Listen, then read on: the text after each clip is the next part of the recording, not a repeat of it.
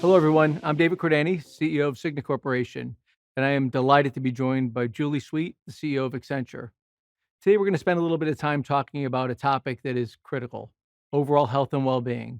And we're two companies that believe deeply in the health and well being of our colleagues and our communities that are around us. In the current environment, the pandemic has made that even more obvious to people around the globe. Julie, thanks for being with us today.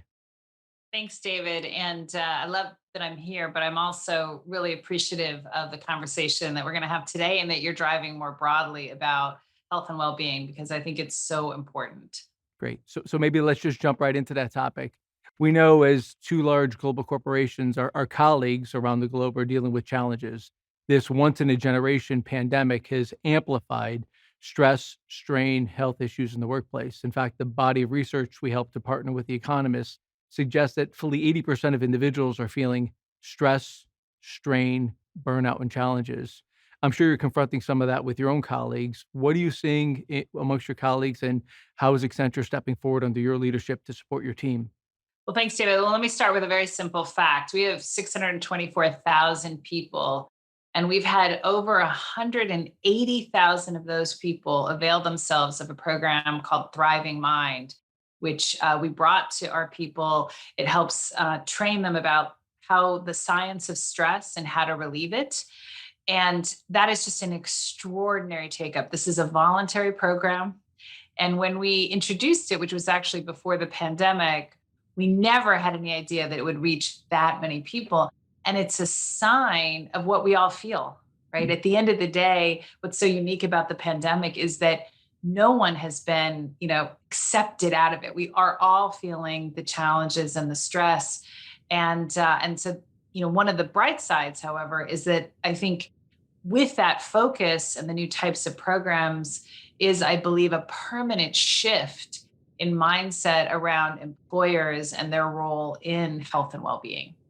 We certainly agree with you from a Cigna perspective. The notion of working overall with our colleagues around overall health and well-being, whether we're programs we extended like emergency PTO, because as we like to say, life happens, whether it's dealing with your immediate loved ones, being in the sandwich generation, needing a day off just for personal well-being, additional digital tools around behavioral health support, additional employee assistance program resources specifically around COVID, bringing that front and center has been mission critical. Now, you talked about thriving minds, and you had the foresight and leadership to bring that to your colleagues before the pandemic manifested itself.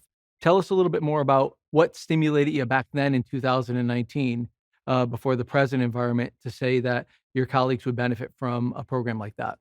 For me, there was a personal journey that started when I was running actually our North America business about 3 years ago. We were starting to focus more on invisible disabilities, and so depression being one of them. And I hosted a broadcast to talk about these topics and things like depression. And I received a phone call, and it was a woman that I'd worked with for years. I knew her super well, super high performing, does so much in our community at Accenture.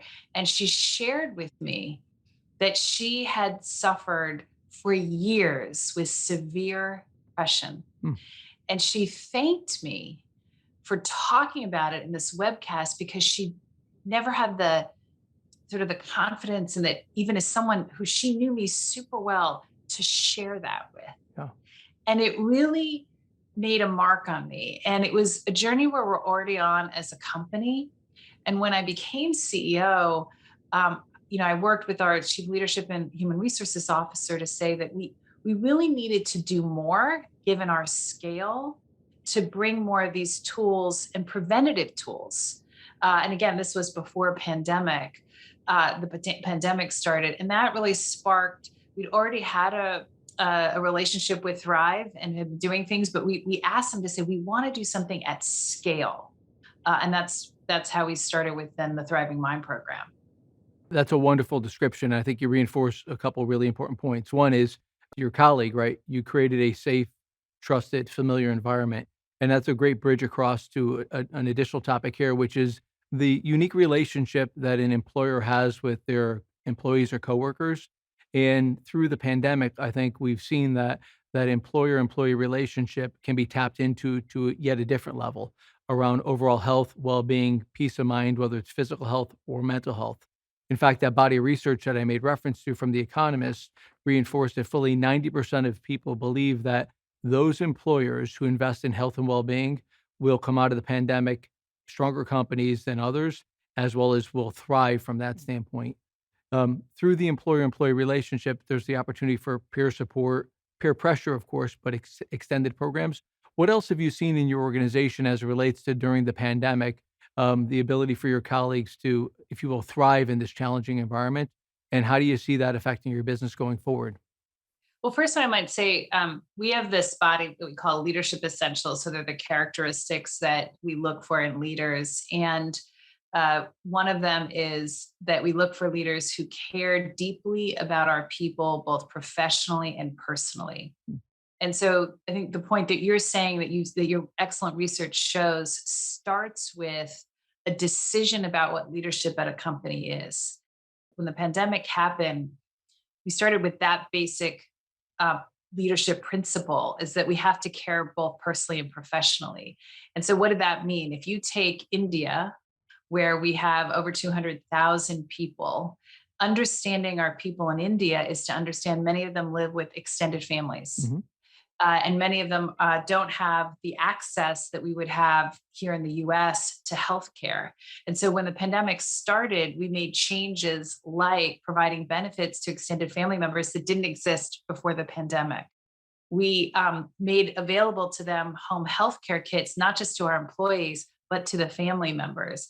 And I just want to thank you and Cigna as being an amazing partner because not only did you help along the way, but when the surge happened just several months ago now, I remember within literally hours we called you all and said, that it's what's happening in India is terrible. We're going to need telehealth from outside of India because the healthcare system is becoming overwhelmed. And within Right. 24 hours, you had actually provided that. And so we are so incredibly appreciative. And, I got an email from, one of our employees, like a super junior person who was telling me and thanking me about how his mom got sick in the middle of the night and he called that telehealth service, right? It's emotional even just thinking about because for him, right, it was all about that moment that really mattered with his mom and how we provided that. And, we can do that as employers. We can use our leverage and our partnerships to provide those kinds of benefits. And it absolutely translates into performance. We had no bumps in our financial results or in our client service, despite the extraordinary challenges our people faced in India. And I truly believe that it started with our view that we have to care about our people personally, we have to think about their well being, and then we have to use our own resources and scale and partnerships to ensure that we're taking care of our people. Julie, that's a wonderful example, and again, it reinforces your notion relative to it's not only what you do, but how you do it, and a testament to you creating a culture amongst your leaders in terms of caring about their coworkers from that standpoint, and then in some ways redefining what, in that case, health insurance is versus health service, and meeting your colleagues where they are and broadening the definition. And I think you gave another really powerful example on the back end of therefore you tap into discretionary energy and a loyalty effect amongst your colleagues relative to that coworker employer relationship. I would also surmise that the micro communities around your colleagues around the globe are better off when your eccentric colleagues are thriving, when they have better peace of mind, when they have better health from that standpoint as well. There's an impact on the communities as well. Absolutely, there's an impact on the communities, including our clients. I mean, I can't tell you how touched I was by the number of clients who are reaching out saying, "Whatever you need, if you need to have our service be bad, that's okay because we care so much."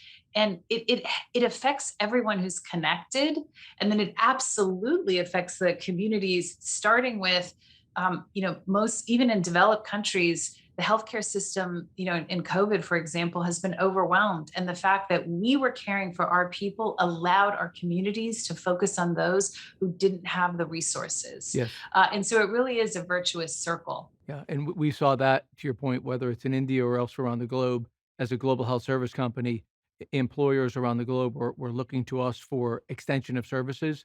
And you articulate an example of that is virtual health as an augmentation of the healthcare delivery system. Julie also referenced a couple of instances in terms of the power of personal communication with your colleagues. And again, with the breadth of your organization, that's another wonderful testament to the culture you've built. I know within our company, COVID has changed just about everything in terms of the way we work, but also creates new opportunities and different opportunities to communicate, both communicate with our colleagues around the globe, but also personalize it. I, for one, have been transparent in terms of sharing how one has to balance the COVID environment, the benefit of walks with my family members, both the challenges and opportunities to make sure you're staying connected to your family members and loved ones, and you don't allow the 24-hour cycle to take that away, and just sharing it in a very transparent, authentic way. Maybe share a little bit around what you've evolved in terms of some of your communication and engagement tools and style within the organization over the last 18 months, where the pandemic is either changing everything or at least disrupting many things from that standpoint. Well, I think one of the bright sides to the pandemic is it has built deeper connections when does someone have a dog? Or when we started, you were like, hey, has something changed in your office, Julie? Because we've been connected in a way Yeah. that we would never have had that discussion. And so I think that's one of the enduring changes that I hope actually is an enduring change of that personal connection. But if you kind of go back when I think about Accenture, we've made changes to make sure that when we say we're focusing on well-being, that we walk the talk. So I'll give you a great example. A couple of quarters ago, we were getting ready for my quarterly all managing director. We have about 9,000 managing directors call. And I was talking to our CHRO, and when we looked at our data and anecdotally and how we were feeling, we were saying, you know what? We feel like our managing directors who are asking to care for our people need to care for themselves Mhm. more. And we were seeing that in how much they were working out of hours and so on. And so we actually just threw out the entire playbook. So when we got on, we said, we're not going to tell you about what you need to deliver this quarter, right? Because that's what we do, right? That's our job as a public company. We said, because we see the data, we know how we're feeling. I shared my own story. And in this case, we actually asked Ariana Huffington to come on and to work through micro practices and how we deal with stress. And we had different people talking about it. And so it, first of all, made everyone feel like it's okay. The CEO's feeling it, other people are feeling it. But then we actually did something super practical. We let people who had an hour in their calendar thinking that they were trying to figure out what sales they had to do and what new offering we had to have, to spend that hour just focusing on themselves. Mm. And, I don't know that we would have done that before. I don't know that we would have been as aware Mm. as opposed to simply saying, hey, care for yourself. Right. And so we're continuing to evolve as an organization, and even in just how we connect people. I mean, we're hiring a lot of people. We hired 54,000 people last quarter. And we're thinking so much differently about, well, how do they connect? So we did this term phygital, physical and digital, right? And I said, look, when you start a new job, you go to a place, it's super exciting because you meet new people and you see a place. Well, none of that's happening right now. Mhm. And so we really thought about, how do we connect with them differently? And they now get a box that has like little posters in it, like they would have seen in the office, and Accenture swag. But it started with caring about the experience of our people in this world. Again, that's an evolution that is different than before the pandemic, just that absolute focus on an employee's experience, which is part of their well-being, right? Yeah. Feeling connected to the new place is going to make them more comfortable to reach out for help, to build the relationships that we know are a part of resilience. Yeah, a wonderful way to summarize. So, as we pull this maybe conversation together, you reinforce a few really important points. One, all healthcare is highly personalized, right? It's an N of one. Every individual has their own story, their own health journey, their own life journey. Two is, as employers, we have the ability to actually even create more health and well-being and peace of mind opportunities for those we serve. But it means we need to be authentic, we need to engage, and we need to not only care about the what is getting done, but how it's being done. And then in an environment of change like we're in today and disruption, it creates as many opportunities as challenges if we're willing to address that. And then lastly, just a testament to you, the authenticity of your leadership style, to me, adds so much to your organization in terms of that caring nature. So having the authenticity be carried through you and then your 9,000 managing directors to be able to care for and lead your 600,000 plus colleagues. That's quite powerful. And I think it's a wonderful reinforcement of the power of the employer, and the power of the employer employee relationship around health and well being, as well as the health and well being of the communities. Julie, I really appreciated today's conversation. I take away a lot of energy and optimism from it, and I look forward to future dialogues together. Great. Thank you, David. It's great to talk. Good to be with you.